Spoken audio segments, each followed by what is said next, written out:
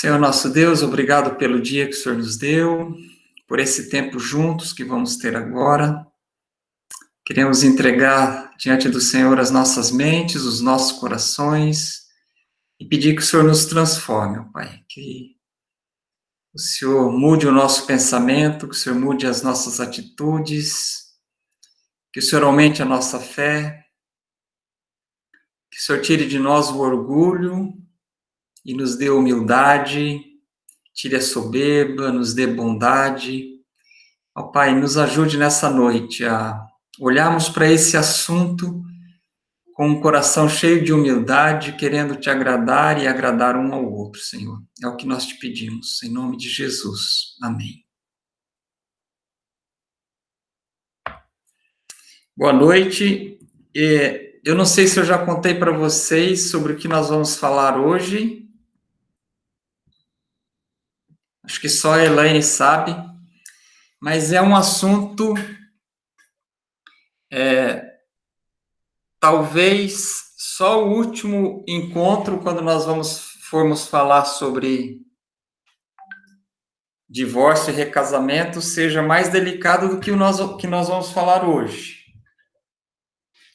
Hoje nós vamos conversar, é lógico que também não foi fácil para mim falar sobre submissão, né, para as esposas, não foi muito confortável. Mas hoje é um assunto também delicado, né, que a igreja normalmente não aborda, mas eu estou muito feliz que tem muitos jovens nesse grupo. Então, nós vamos falar sobre sexo. Com certeza é mais difícil para mim falar sobre sexo do que para vocês. Então, é um assunto polêmico. Para alguns, sexo é um palavrão, né? É melhor não se falar, e quanto menos se falar, melhor. Para outros, sexo é como um imã, é motivo de problemas nessa área. A igreja evangélica, apesar da sua teologia sã, clara, límpida, verdadeira, que ela tem a respeito de sexo na Bíblia, ela tem sofrido muito com esse assunto, por causa dos seus líderes, do testemunho dos seus líderes, porque os seus membros têm deixado a promiscuidade, a imoralidade entrar dentro de casa através dos filmes, das séries, né? Então, a igreja tem pecado muito por omissão, né? A igreja que gagueja para falar de sexo, ela está tirando dos seus membros uma grande oportunidade de resolver um monte de problemas, né?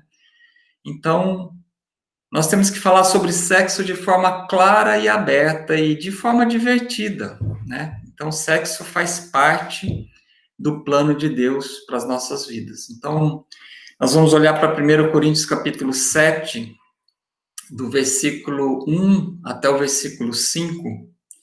Paulo fala o seguinte: ora, quantas coisas de que me escrevestes,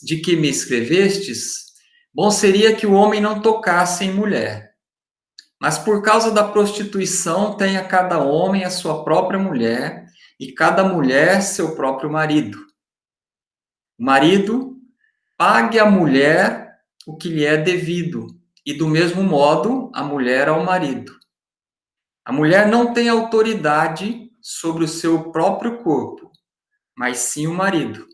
Da mesma sorte, o marido não tem autoridade sobre o seu próprio corpo, mas sim a mulher. Não vos negueis um ao outro, senão de comum acordo, por algum tempo, a fim de vos aplicardes à oração e depois vos ajuntardes outra vez, para que Satanás não vos tente pela vossa incontinência. Então, em 1 Coríntios 7, nessa passagem, nós vemos que nós devemos nos casar não somente para satisfazer os nossos desejos sexuais, mas para podermos servir ao reino sem as distrações dos desejos sexuais, né? Então, é lógico que Paulo defende que se você tem pleno domínio sobre os seus desejos sexuais e consegue ficar sem se casar e se dedicar totalmente à obra do Senhor, que faça isso. Mas é uma minoria que faz isso, né? Então, aí ele apresenta o casamento como uma solução para que você não se distraia e não se embarace no pecado por causa da área sexual. Então, cada homem tem a sua mulher e cada mulher tem o seu marido, né? Então, nós temos que considerar a enorme importância da relação sexual no casamento. As relações sexuais não estão presas exclusivamente para o ato de procriação, né? Deus não criou essa capacidade de prazer tão grande que é a relação sexual só para garantir que houvesse uma nova geração, né?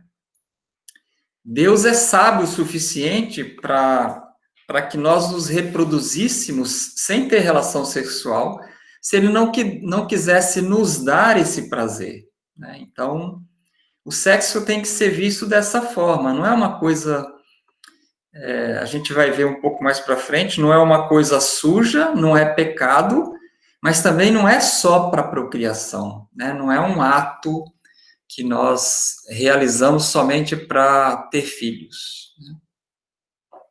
Então, diante disso, o que nós temos que fazer?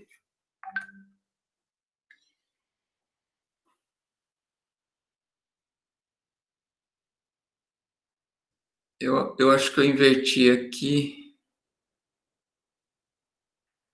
a fé e sexo no casamento,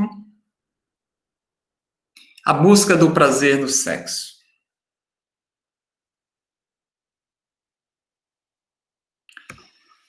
A partir do casamento, esse deleite passa a não ser mais opcional para os casados, né? A gente vê em Provérbios capítulo 5, no versículo 18, a gente lê assim: seja bendito o teu manancial e regozija-te com a mulher da tua mocidade. E no 19, como corça amorosa e graciosa, cabra montesa, saciem-te os seus seios em todo o tempo, e pelo seu amor ser encantado perpetuamente.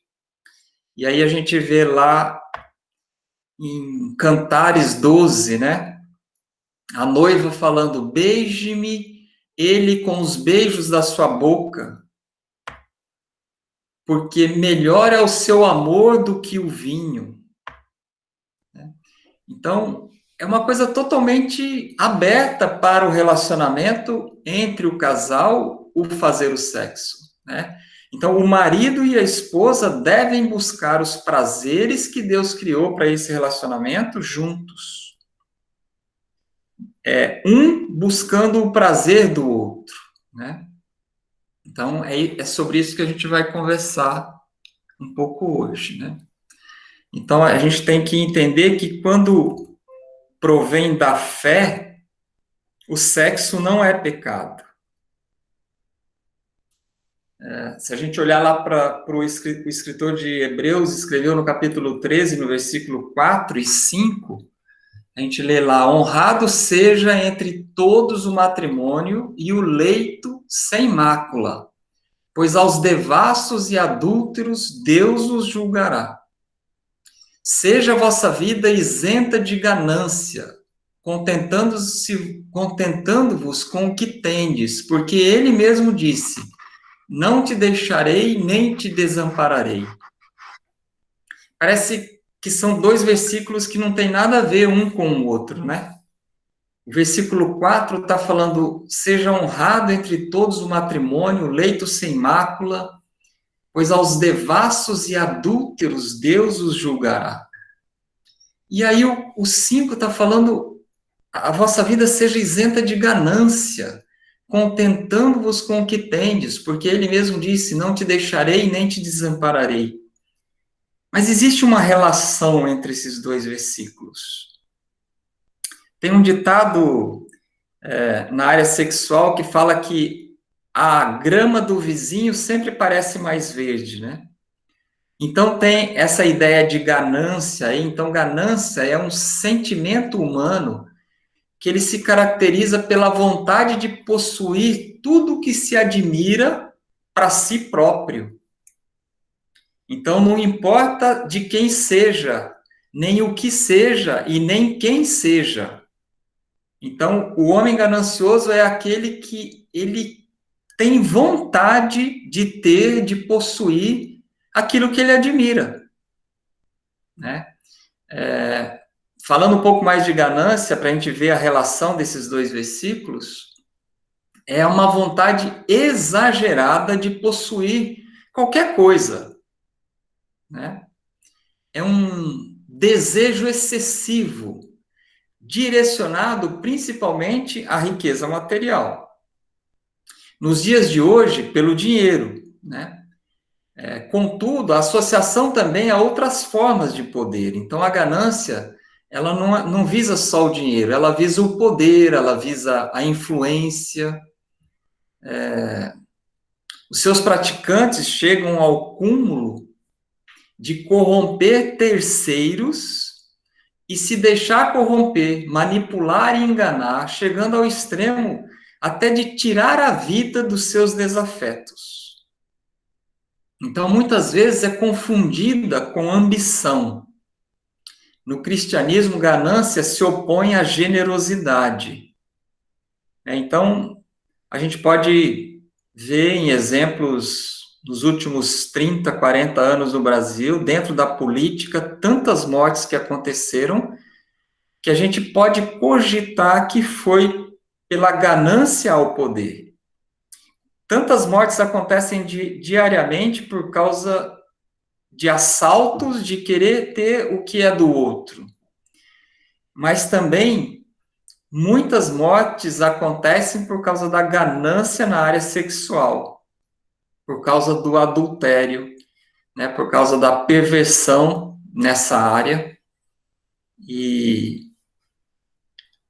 E quando nós, dentro de casa, não experimentamos uma vida abundante nessa área, nós estamos nos expondo a esse risco de desejar a pessoa que não deve ser desejada. Admirar, desejar, se aproximar, né? Então, por isso que a gente tem que falar sobre sexo em casa e aprender um com o outro para que os dois tenham satisfação nessa área, né? Então, a busca pelo poder, pelo dinheiro e pelo prazer se mistura nessas áreas, como em nenhuma outra. A hora que o homem alcança o dinheiro e o poder, ele acha que ele pode tudo, e muitas vezes ele vai para essa área sexual, porque ele acha que ele pode comprar tudo com o poder e com o dinheiro, né? Então, a ganância é uma coisa que ela tem que ser evitada, nós temos que batalhar contra ela, nós temos que ser generosos com o dinheiro e generosos nos nossos lares na área sexual, para que o nosso cônjuge sempre esteja satisfeito nessa área, né? Então, de que maneira a fé produz atitudes e atos sexuais que não sejam pecados? De uma forma bem prática, qual que é a importância da fé na nossa vida? Vamos dar uma olhadinha em 3 pontos para nós vermos a importância da fé na nossa vida. Primeiro, esses 3 pontos estão dentro dessa ideia de que aquilo que nós vamos fazer quando nós vamos realizar o ato sexual, não é sujo, né? Nós temos que crer em 1 Timóteo, capítulo 4, e a gente vai ver o versículo 4 e 5, e depois o 3 também. Paulo fala assim: pois todas as coisas criadas por Deus são boas, e nada deve ser rejeitado se é recebido com ações de graças. Porque pela palavra de Deus e pela oração são santificadas. Então, tudo que Deus criou é bom.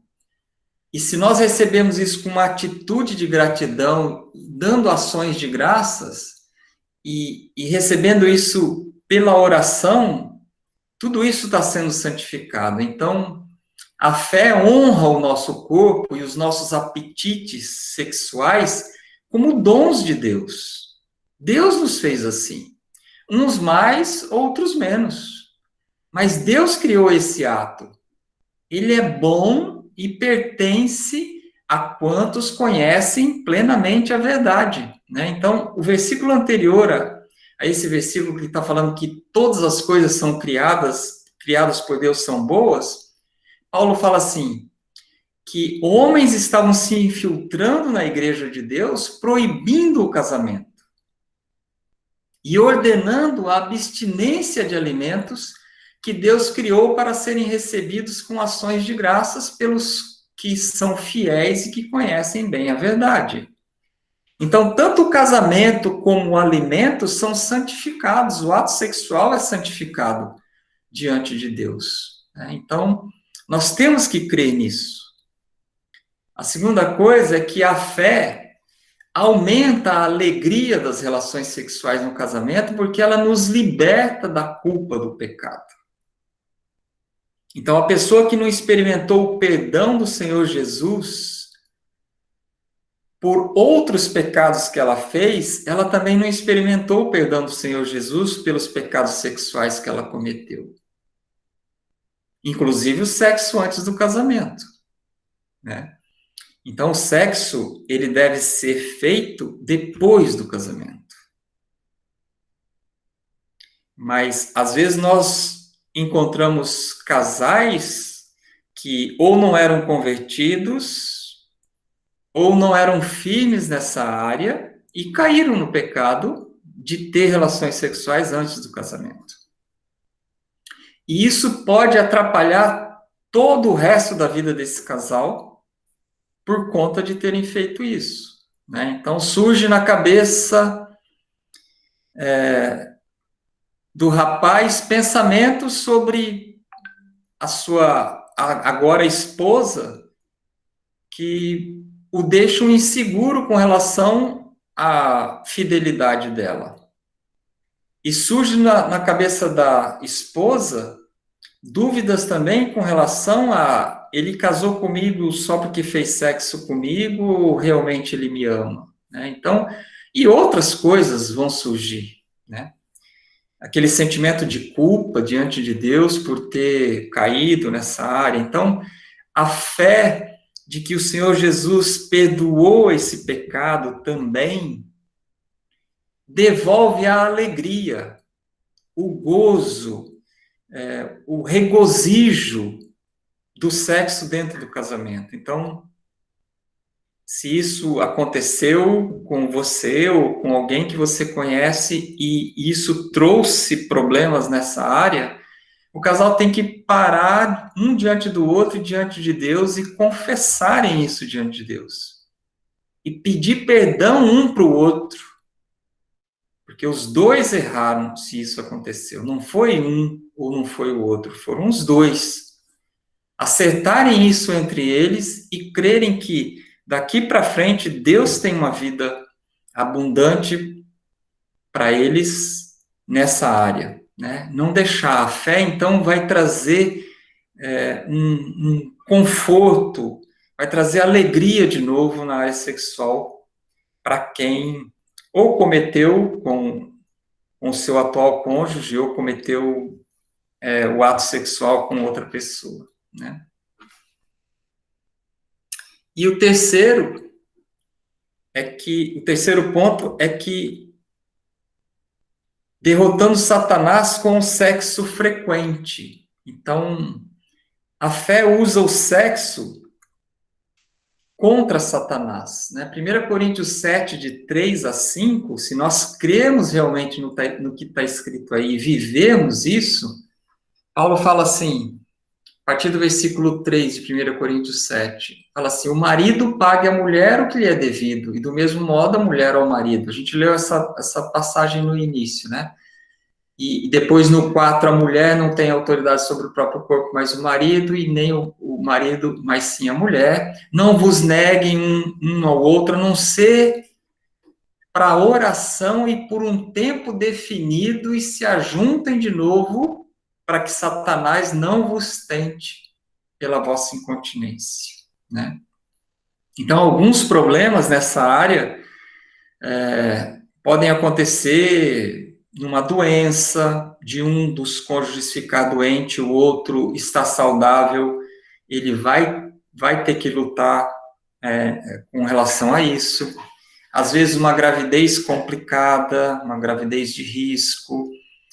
Então, já existem algumas coisas que acontecem na vida do casal, as tempestades que vêm, às vezes um desemprego.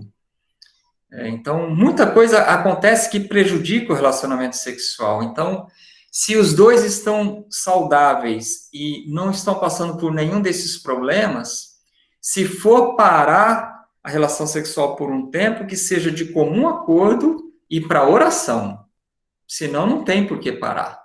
Nós vamos derrotar as investidas do inimigo quando fazemos sexo frequentemente, né? O frequentemente, aí cada um vai definir, cada casal vai definir qual é a frequência, qual é a necessidade de um, de outro, isso aí vai ser uma coisa de comum acordo, né? Então, faz parte da aliança, e nós ferimos a aliança quando não satisfazemos regularmente os desejos do nosso cônjuge. Então, se nós fizermos isso, estamos sempre atentos e sermos generosos com o outro, nós vamos estar vivendo o que Paulo termina a carta de Efésios, do capítulo 6, no versículo 16, falando assim: tomando sobretudo o escudo da fé, com o qual podereis apagar todos os dardos inflamados do maligno.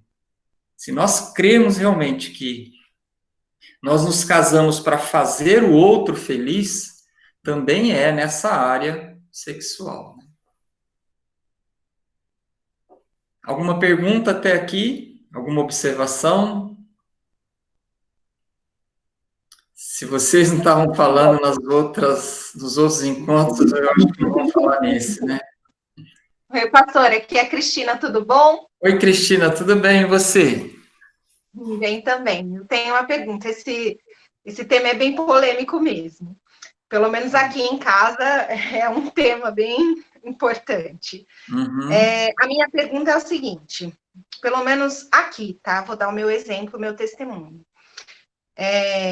Eu sinto muita dificuldade de sentir a mesma vontade que o meu marido tem pelo sexo. E muitas vezes isso acarreta em discussões. Ah, porque você nunca quer quando eu quero e tal. Então, na frase que o senhor falou aí da Bíblia, que fala que a mulher, né, não tem o domínio sobre o seu próprio corpo e o homem também não, eu entendi a mensagem, mas aí como que fica essa questão de que sempre que o outro quer e um não quer, a gente deveria ceder?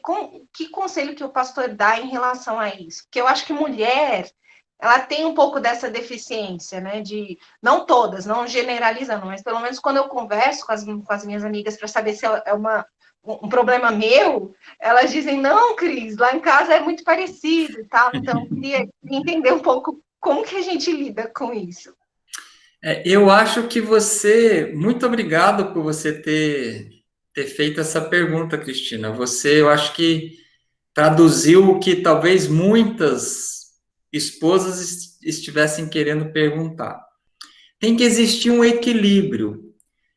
Realmente, de cada 10 casais, eu diria que 9, pelo menos, o marido quer uma frequência maior de sexo do que a esposa. Então, às vezes o marido começa a não querer mais por conta de mágoas, ressentimentos, e ele não se sente respeitado, a gente vai falar um pouco sobre isso, aí ele começa a se fechar e ele não procura mais tanto, porque só quando ele está assim, matando o cachorro a grito mesmo, né? Ele não quer pecar, então ele procura. Então, tem que haver um diálogo, tem que ter uma comunicação entre o casal. Da parte do marido, às vezes, é ceder e não ter, né? Virar de lado, com a barraca armada e tentar dormir. E às vezes é da esposa ceder sem querer, porque depende de quantos dias faz, estava viajando, o que aconteceu, ele realmente está passando por uma pressão no trabalho, ou então ele quer comemorar alguma coisa, né? O homem, a mulher quer comemorar alguma coisa, ela gosta de receber chocolate, flores, né? E jantar fora. O homem fica feliz, quer comemorar alguma coisa, ele quer fazer sexo, né? Então, são diferentes, né? São duas formas diferentes de ver a vida. E como o homem fez aquele que é o líder, ele lidera e ele é responsável pela provisão e pela proteção. E nesse liderar, ele toma a iniciativa. E Deus criou no homem uma necessidade. A cada 48 horas, o homem já está pronto para ter outra relação sexual. Né? Então, os casais mais jovens aí pode ter todos os dias, pode ter 2 vezes ao dia, pode ter um dia sim, um dia não. Depende da comunicação, depende como o casal está. Então, é uma coisa que o homem não deve ser egoísta a ponto de... A gente já viu, inclusive, um caso de um pastor, que ele queria sexo todos os dias. Não importava se a esposa queria ou não. Ele pegava 1 Coríntios, capítulo 7, de 1 a 5, e recitava para ela, né? Então, o que a gente vê nesse marido? A gente vê, e eu posso dizer isso porque eu me vejo assim, e ao longo de 37 anos, eu me vi em inúmeras situações assim. Um homem egoísta, um homem que quer satisfazer as suas necessidades, os seus desejos, sem se importar com a esposa, se ela quer, se ela não quer, se ela está cansada, né? Então, existem muitas piadinhas nessa área, né? O homem, toda noite que ele vai para a cama, ele leva aspirina e um copo d'água, né? Não, mas eu não estou com dor de cabeça. Ah, bom, eu só queria saber, né? Porque a esposa está sempre com dor de cabeça, sempre com dor de cabeça, né? Então, é um equilíbrio, Cristina, que vocês vão ter que encontrar, entendeu? Ora, o seu esposo vai ter que ceder e dormir com vontade, ora você vai ter que ceder e ter a relação sem estar querendo. E, às vezes, as noites são surpreendentes. Às vezes, a esposa não está querendo e o marido, no desejo de satisfazê-la, se empenha e acaba sendo uma relação gratificante para ela. Então, o importante é que cada um queira a satisfação do outro, né? Isso aqui é importante. Não sei se eu respondi a sua pergunta. Vamos em frente. Obrigada, pastor. Ok. Quando a gente olha para a palavra de Deus, a gente vê a ordem, né? O sexo no casamento não é um mal necessário, né? Antigamente a gente via a mãe falando para a filha, filha, você vai ter que suportar isso, é a sua parte no casamento, né?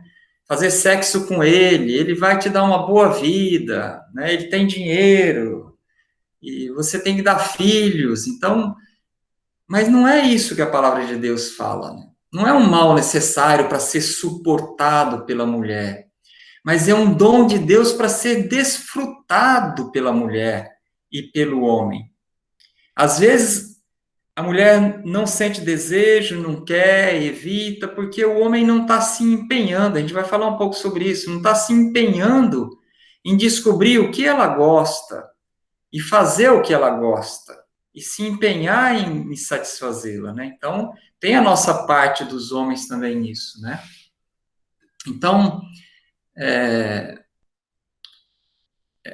alguns se casam pela conveniência, às vezes pelo egoísmo, às vezes para satisfazer as suas próprias necessidades, mas o casamento não é achar a pessoa certa para te satisfazer, mas é ser a pessoa certa para satisfazer o outro. Se cada um de nós pensarmos assim, eu vou fazer todo o possível para que a minha companheira, para que o meu marido, para que a minha esposa sejam satisfeitos, seja satisfeito sexualmente. Se um pensar assim e o outro pensar assim, os dois vão ser satisfeitos, né? Então, o casamento cristão, assim como a vida cristã, é sobre doar a nossa vida em serviço do outro. Não foi isso que o Senhor Jesus veio? Ele não veio para ser servido, ele veio para servir. Ele deu a sua vida em nosso resgate, né? A gente lê isso lá em Marcos 10, 45. Pois também o Filho do Homem não veio para ser servido, mas para servir e dar a sua vida em resgate de muitos. Então, se o homem olhar para sua esposa e tentar identificar nas reações dela aquilo que ela gosta, e ela também tiver liberdade, e eles tiverem uma boa comunicação nessa área, e ela dizer o que ela gosta, então vai ser um ato de amor para o homem, para com ela, fazer o que ela gosta para que ela tenha satisfação. Né? Então, e se o homem se empenhar e aprender a fazer isso, e querer fazer isso, fazê-la realmente satisfeita, ele vai se surpreender nessa área. Ele vai se surpreender positivamente nessa área. Então, se por um lado existe a ordem de que o seu corpo não é seu, mas o seu cônjuge, por outro lado, e aí é uma palavra com certeza mais para os homens, existe o fato da sensibilidade e da misericórdia, né? Tanto o homem quanto a mulher têm que ser sensíveis às necessidades e desejos um do outro. Às vezes significa que a esposa vai se entregar ao marido mesmo quando não está a fim de sexo, e às vezes o marido não vai insistir numa relação porque ele sabe que a esposa não está querendo, e ela demonstra isso. Então, se os dois tiverem essa sensibilidade, essa misericórdia, e essa generosidade, com certeza a área sexual vai ser muito melhor.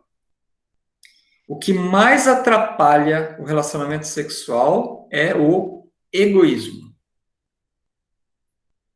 O egoísmo do homem que quer, e não importa se a esposa quer ou não, e o egoísmo da mulher que não quer e não se importa se o marido quer ou não. Então, os dois acabam tendo atitudes egoístas. Então, tem que existir esse equilíbrio, né? Quais são as expectativas, né, que as mulheres, as moças têm hoje com relação a um homem? Então, elas veem na Bíblia, elas conversam entre elas, né? Qual que é o homem dos sonhos, né? Aquele homem que é firme com o Senhor, que é protetor, que é bonito, às vezes que é forte, que é divertido, que é inteligente, que é trabalhador, né?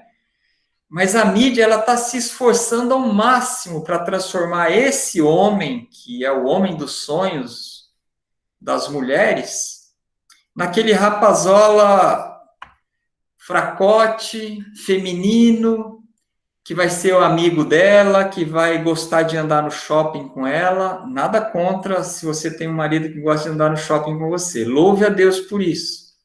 Que a maioria não gosta, né? Vai fazer compra com ela, vai ficar olhando vitrine com ela, vai ser sensível emocionalmente a ela. Mas a gente olha para a palavra de Deus e a gente vê as grandes diferenças entre o homem e a mulher. Deus nos fez assim, né? Com esse dom de complementabilidade, né? Um vai complementar o outro. Nós temos que celebrar essas diferenças. Nós temos que entender, aceitar e celebrar essas diferenças, né? Então, viva a diferença, né? O homem, ele, muitas vezes, ele não entende as reações da mulher. E a mulher não entende as reações do homem, né? Então, se coloca um no lugar do outro e é meio que inconcebível. Né? Você fala assim, mas é um direito, é bom, é gostoso, eu faço o melhor possível, por que não quer? Né? E a mulher, mas já tivemos ontem, antes de ontem, há 3 dias atrás, de novo, né? Não se satisfaz nunca. Então, nós temos que celebrar a diferença porque Deus nos fez diferentes, né? Nós temos que tentar encontrar satisfação sexual, ainda que não na medida que a gente queria, mas ver o outro também satisfeito, ainda que não na medida que ele queria, né?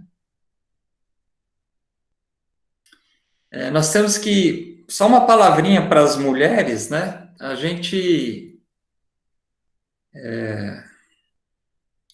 olhando para o que Paulo falou lá em 1 Coríntios capítulo 7, aquele que não consegue se dominar, que se case. Então, quando o homem casa, ele espera que ele está eliminando da frente dele um problema que ele teria para o resto da vida se ele não casasse, né? Então, às vezes a situação do marido é pior do que antes do casamento. Porque antes do casamento ele dava volta no quarteirão para não ver a mulher adúltera, ele fugia de situações de pornografia para não ser tentado, ele buscava a santidade, mas agora o motivo da tentação está em casa, né? Desculpa a forma de falar para as esposas, mas a razão da satisfação dele, o objeto, com todo respeito, né?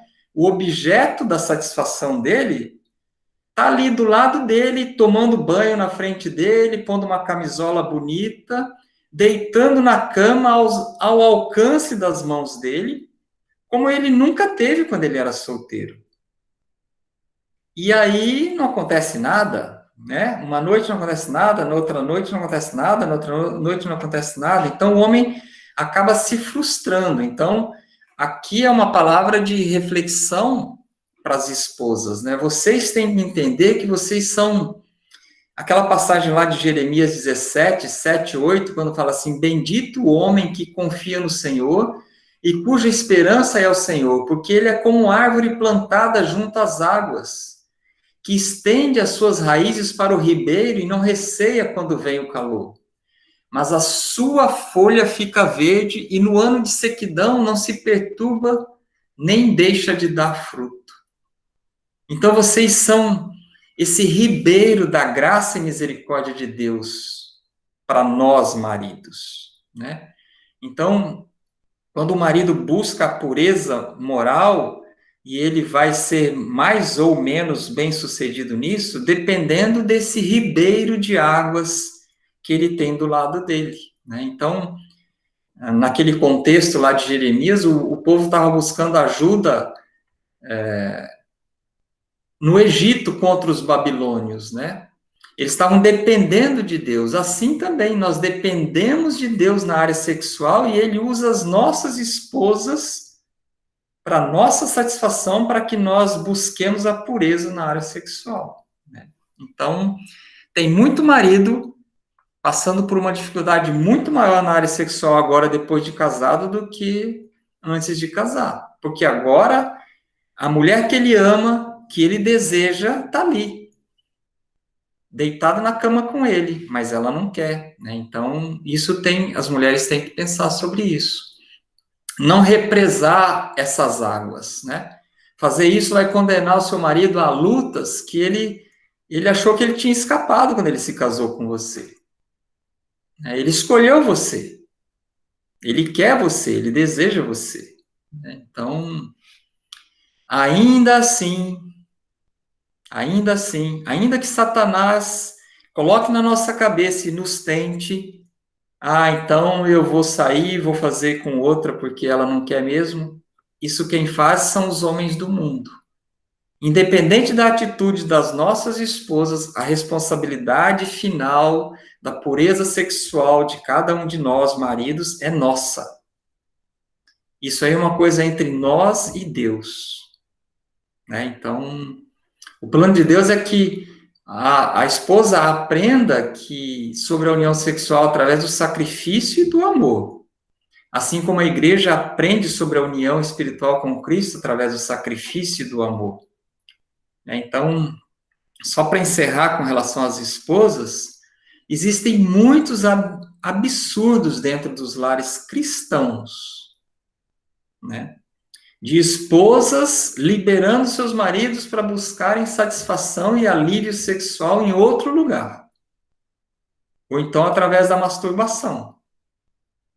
Né? Então, uma palavra para as esposas usarem de misericórdia e de generosidade para com seus maridos. É lógico que isso não dá o direito ao marido, se ela não fizer isso, de ir e adulterar, e também não dá o direito de ser egoísta a ponto de querer ter relação toda vez que está com vontade.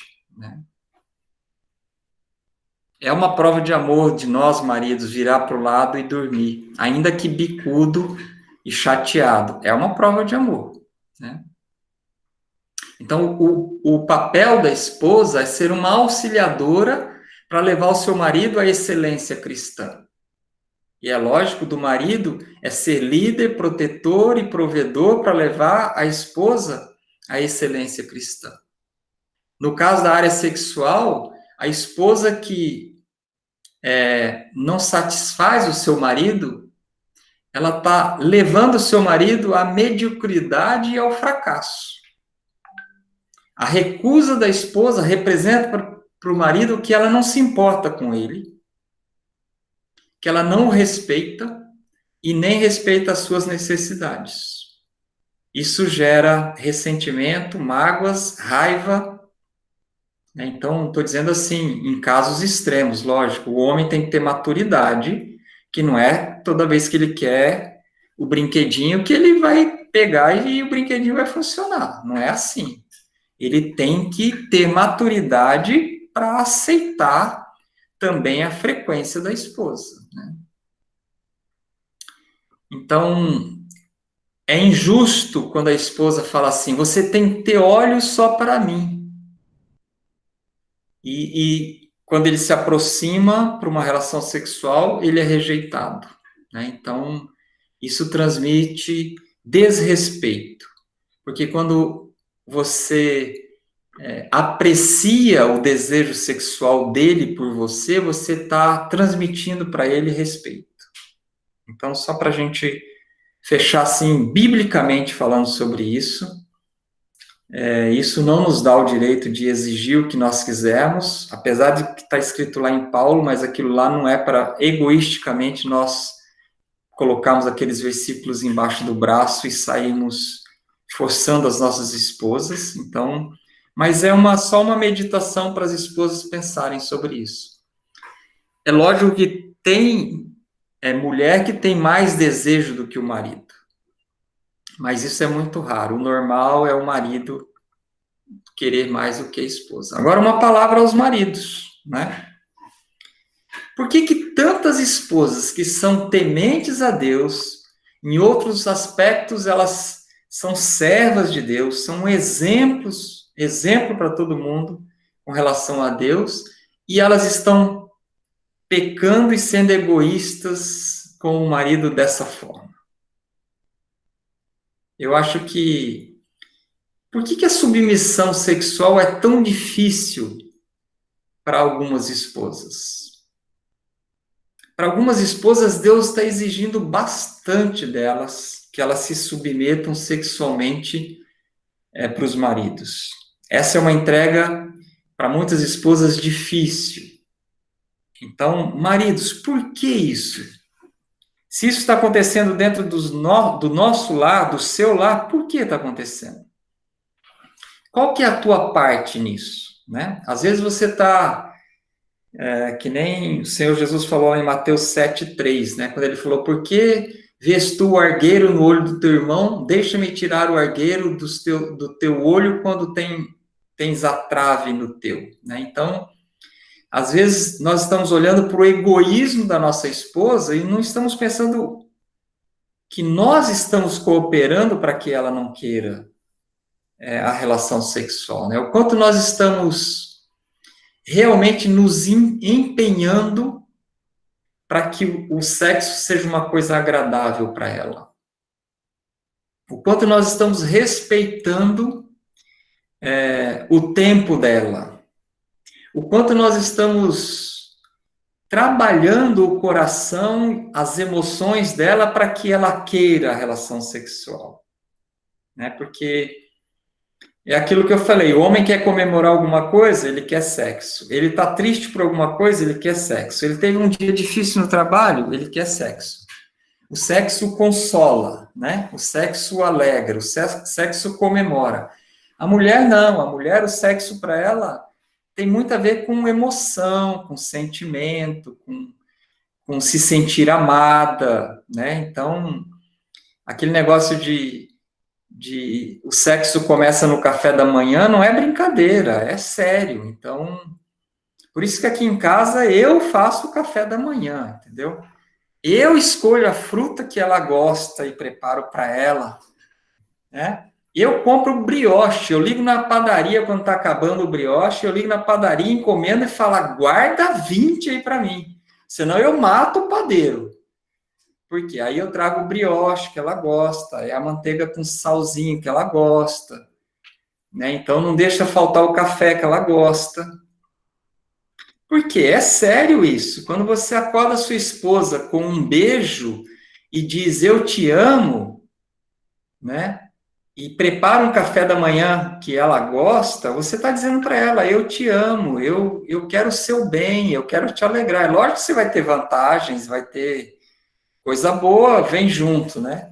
Mas não é por isso que você vai fazer isso. Também, né? Mas não só por isso, né? Você quer provar para ela o teu amor, você quer que ela se sinta amada, ela vai ser feliz quando você faz isso. E é lógico que você vai ser beneficiado com isso, porque uma mulher amada, ela está muito mais propensa ao ato sexual do que uma mulher que não se sente amada, né? Então, marido, nós temos que ter sabedoria.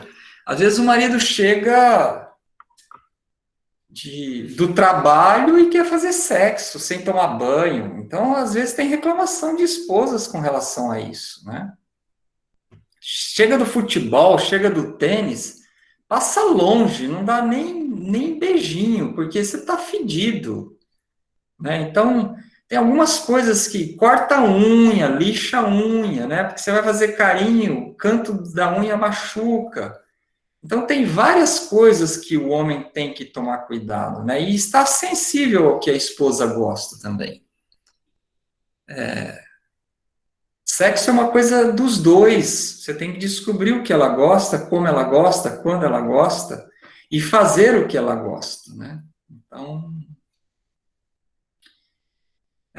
e por último, uma palavra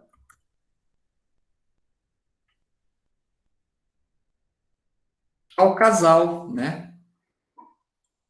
Assim como o diabo faz de tudo para juntar o casal sexualmente antes do casamento, ele faz de tudo, de tudo. Não é só porque são jovens, não, porque é proibido, porque ainda não casou. Satanás, é lógico que tem aí a natureza pecaminosa, tem todo um incentivo da mídia para o sexo, mas Satanás também quer que vocês pequem antes do casamento, né? Estou falando isso porque tem casais de namorados e de noivos aqui na nossa sala, né? Então, tudo que Satanás pode fazer para juntar sexualmente antes do casamento, ele faz, para criar tumulto, para criar culpa, para tirar a paz, para criar ressentimento, insegurança. E da mesma forma, tudo que ele pode fazer para afastar o casal da área sexual depois do casamento, ele vai fazer. Por quê? Porque ele quer que o homem se sinta desrespeitado, que a esposa não está nem aí com as suas necessidades sexuais. Ele quer que a esposa não se sinta amada. Então, quando acorda, não tem um eu te amo, você dormiu bem, tá tudo bem, não tem um café da manhã, não tem nenhum ato de amor, e ela emocionalmente fica vulnerável, aí ela encontra na academia um rapazão forte, todo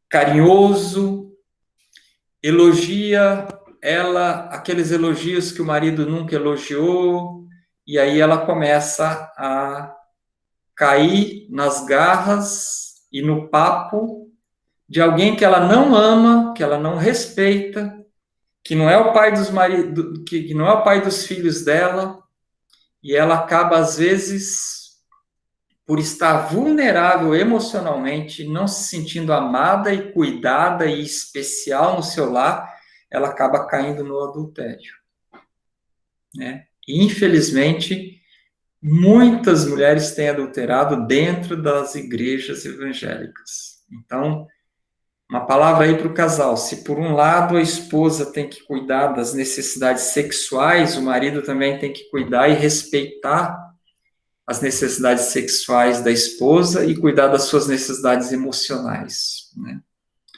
Para que Satanás não vença essa batalha e que vocês possam fazer 10 anos de casados, 20 anos, 30 anos, 40 anos, 50 anos e tendo uma vida sexual satisfatória e abundante.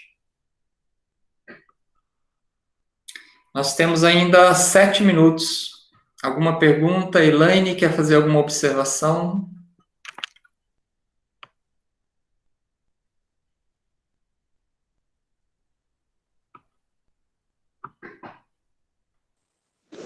Eu acho que Oi, assim Adalberto. como... Oi, quem está falando? É o Guto. Oi, Pode Guto. falar, Guto, depois eu Tudo bom? falo. Ah, tá bom, obrigado, Elaine. Não, é só um comentário. Você citou aí que em algum momento, né, é lógico que quando não acontece da forma que é para acontecer em casa, não dá o direito para nenhum dos dois buscar fora. Só que a gente não pode negligenciar que tanto para a mulher, se ela não recebe a atenção devida em casa, ela está mais suscetível para perceber isso fora de casa e cair nessa armadilha. E o homem, da mesma forma, não é porque eu sou cristão que se o sexo não estiver bem ajustado no casamento, considerando tudo que foi dito, eu não vou olhar para outras pessoas, né? Somos humanos, então a gente não pode cair na armadilha de achar que a gente é diferente de qualquer outra pessoa, né? Somos todos humanos e se isso não estiver acontecendo em casa, principalmente os homens, a gente vai estar olhando para o pessoal do trabalho, pessoal do condomínio, qualquer coisa, e é muito fácil cair. Somos todos ovelhas, tanto os homens quanto as mulheres, a gente vê uma luzinha e vai se afastar, né? Então é muito importante que a gente esteja vigilante, os homens para dar atenção devida, com o tratamento com as esposas, né? E as esposas também com as necessidades dos homens. Exatamente, Guto. Exatamente, bem colocado, é isso mesmo. Elaine?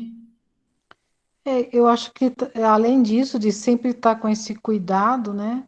Nós temos que entender que vão ter várias fases na vida, né? E essas fases, sempre nós vamos ter que reaprender, readequar as nossas necessidades, a forma. Com filhos pequenos é uma coisa, adolescente, quando tem doença, quando fica mais velho, são sempre fases novas. E sempre vamos ter que aprender. Não é uma receita de bolo, faz sempre tudo igual. Não. Vai haver mudanças, vai haver adaptações. E Deus vai nos capacitar. Não vai dar nada além daquilo que nós podemos fazer. A Bianca escreveu aqui, eu queria pedir perdão pelos 2 termos que eu usei. eu falei da mulher objeto, né, do nosso desejo, e também usei a palavra brinquedinho, né, mas me perdoe, Bianca, não foi no sentido de ofender a mulher, jamais eu pensei que uma mulher é brinquedo ou objeto do homem, né, mas é só uma forma carinhosa de dizer, Deus nos deu uma esposa para que nós olhemos para ela e a desejemos e só a desejemos, e ninguém mais, né? Então, ela passa a ser, talvez a palavra objeto aí, ela pode ser confundida, mas ela passa a ser o objeto do nosso prazer, o objeto do nosso desejo, mas não no sentido de objeto, né? Mas no sentido de ser o objetivo, né? O nosso desejo tem como objetivo a nossa esposa somente, entendeu? E o brinquedinho foi uma brincadeira mal colocada, não tem nada a ver, não, tá bom? E vice-versa, né, Adalberto? Só completando aí. Oi. É com orgulho que os maridos são os objetos de amor da esposa e a esposa do marido, né? Pois mas é que essa palavra objeto e brinquedinho são palavras que podem ter um duplo sentido, mas não foi essa a intenção, não. Eu vou tomar mais cuidado com relação a isso.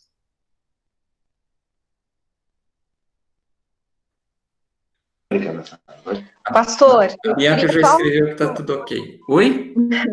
Eu queria só complementar essa parte que a Elaine citou, né, das fases, o quanto isso é importante, não só para os homens ou para as mulheres, porque aqui no meu caso, por exemplo, eu sou 20 anos mais nova do que o meu marido. E tem exemplos das minhas amigas, né, delas serem mais velhas e etc. E a gente muda mesmo, né? Eu sou casada com ele há 15 anos e eu vira e mexe, ele fala para mim, ele vê as minhas fotos de quando eu era menina e ele fala assim para mim, nossa, eu queria que você fosse igual essa menina aqui que eu conheci. Queria que você fosse isso aqui para sempre. Aí eu falo, meu Deus, você tá viajando, né? Porque se eu tô aqui, significa que eu tô evoluindo. Então, e às vezes a gente também, como mulher, fica com aquela imagem do moço jovem, né? Forte e tudo mais. Gente, mas isso passa, né? Isso é ilusão. Eu acredito muito que o sexo, o amor, ele tem que transcender a beleza física, né? Porque aquela menina de 15 anos atrás, quando ele conheceu com 20 anos, hoje eu tenho 36, não existe mais. Eu sou mãe de 2 filhos, 2 partos normais, 2 amamentação. Então, e às vezes isso machuca, sabe? Eu fico muito sentida, eu converso com ele muito sobre isso e falo o quanto isso dói em mim. E por muitas vezes eu me sinto feia, eu me sinto não atraente, não pronta para um sexo talvez de qualidade que ele queira, né? E isso é uma coisa que a gente precisa prestar muita atenção, porque o outro sente muito essa nossa percepção do prazer em ver o outro, né? Do quanto o outro pode satisfazer. Então, a mensagem da Elaine sobre a mudança, eu vejo que ela é muito importante para a reflexão mesmo, porque se a gente quer um relacionamento cristão duradouro para o resto da vida, né? Que a gente casa para o resto da vida, tudo isso tem que ser pensado e tem que ter esse respeito mútuo aí com as diferenças e com a mudança que o mundo e a vida vai trazer, né? Com certeza, com certeza. E a amizade, esse amor sacrificial, esse amor ágape que um tem pelo outro, isso aí não vai passar. O sexo diminui, a força da gravidade, ela é terrível, ela vai trazer o envelhecimento para todo mundo. Então, nós temos que conviver com isso e ver nisso a beleza, né? Ver nisso a beleza. Então, O sexo, ele pode ser bonito e gostoso até o fim da vida. Eu posso dizer para vocês, com 37 anos de casado, que ele vai ficando cada vez melhor, porque nós vamos amadurecendo, né? Nós vamos nos entrosando melhor, nós vamos nos conhecendo melhor. Então, Deus quer que a gente persiga isso, a excelência até o fim da vida. Mais alguma coisa? Adalberto, oi, boa noite. É Damares aqui, tudo bem? Oi, Damares, tudo bem e você?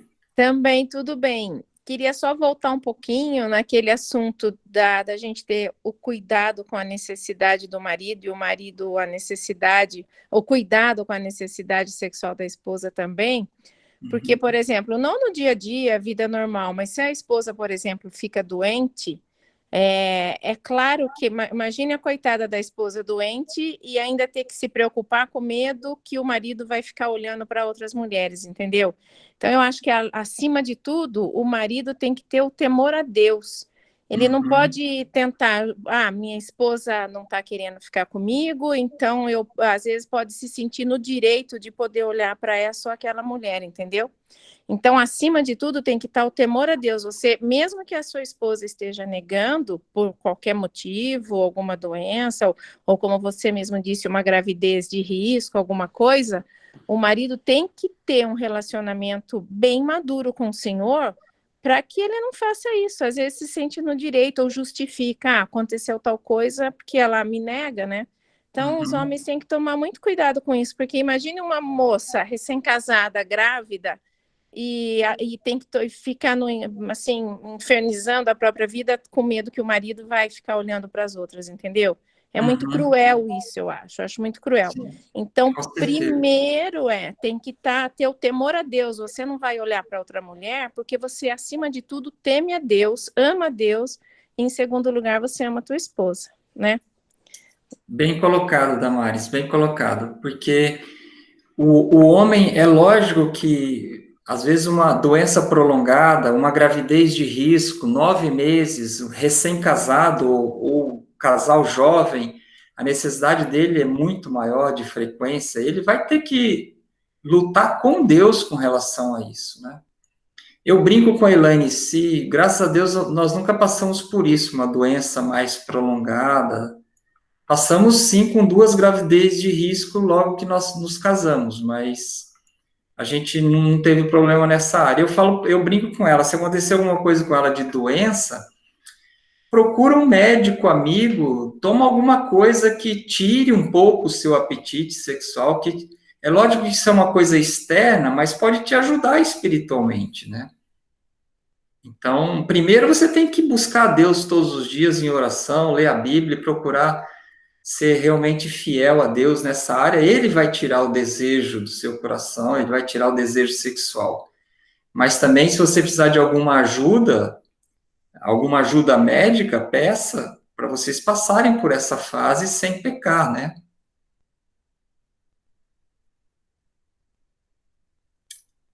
Tudo bem? Vamos orar? Elaine, você encerra com uma oração? Obrigado pela presença de vocês. Nós temos mais 2 encontros. Nós vamos falar sobre filhos no próximo encontro e depois sobre casamento, divórcio e recasamento, tá bom? Vamos orar. Senhor Deus, nós te agradecemos, ó Pai, pela tua palavra, pela tua misericórdia, pela tua bondade, pela maneira como o Senhor renova as nossas forças, ó Deus. Sabemos do teu propósito, do teu objetivo, sabemos que o Senhor quer que nós agrademos a ti, ó Pai, em todas as áreas. Somos diferentes porque o Senhor nos fez diferentes, ó Deus. Te louvamos por isso. Pedimos que o Senhor esteja nos abençoando, nos direcionando, nos capacitando, ó Pai, para te agradar, para te louvar com nossas atitudes dentro do nosso casamento, na área sexual também, ó Deus. Pedimos a tua ajuda, pedimos a tua benevolência, Senhor. Te agradecemos pela maneira como o Senhor falou aos nossos corações, ó Pai. Ajuda-nos a praticarmos aquilo que estamos aprendendo, Deus. Nós te pedimos isso em nome de Jesus. Amém. Amém, Senhor. Amém.